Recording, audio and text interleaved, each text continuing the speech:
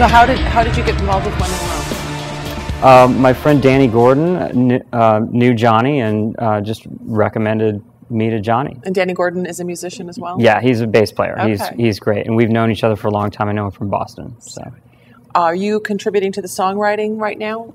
No, not at the moment. But I, if that opportunity presents itself, that has sort of been something that I've done with most of the bands I've been in before. Most bands are pretty open to that, and I certainly wouldn't want to impose. So I'll just have to see what happens naturally with the group. But I really enjoy writing progressions and whatnot, and so hopefully I'll have an opportunity to do that. Very nice. How do you feel about playing with Johnny and Michael?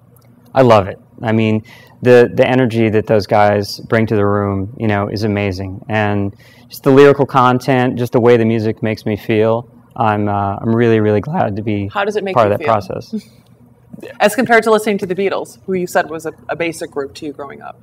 I don't know. That's really hard to describe. It's the Beatles was such an integral part of my youth, and having been exposed to it, so much more, it's hard to speak to that.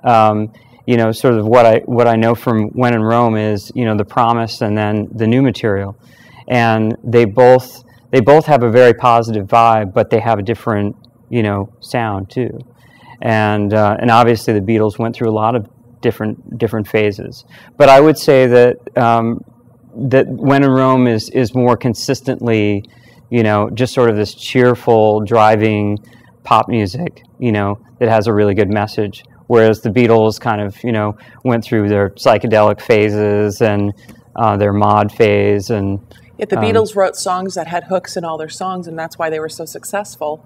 And when I first listened to the demo for When in Rome, I couldn't stop listening to it. Yeah. Because every single song has a hook. Do you like pull right into that as a drummer? Oh. I mean, you're keeping the beat for the band. Oh, absolutely. Yeah. And I mean, the melody is incredibly strong in all their tunes, So, I mean, to me, that's the most memorable thing. It has to have a good beat.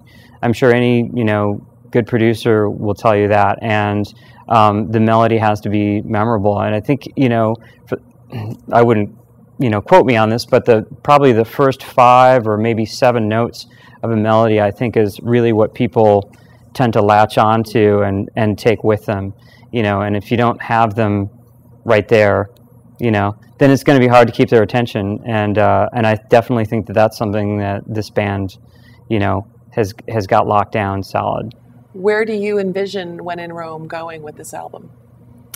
I think that their music, or I should say our music, really appeals to a really vast range of people. I think that because the tonality of it is something that it's not really complex, it's not really heady music. It's captivating. I think that the sky is sort of limitless.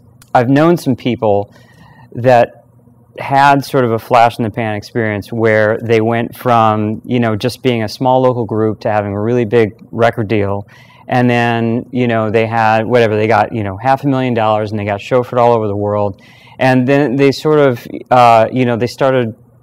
they really didn't take the situation with humility and dignity. They sort of stepped away from their friends, and it was hard to watch, and then a year later there was nothing happening with the group, and that's not how I want to be. I hope that I can walk through the whole thing gracefully and really enjoy the process and remain the same person that I was, that I am now.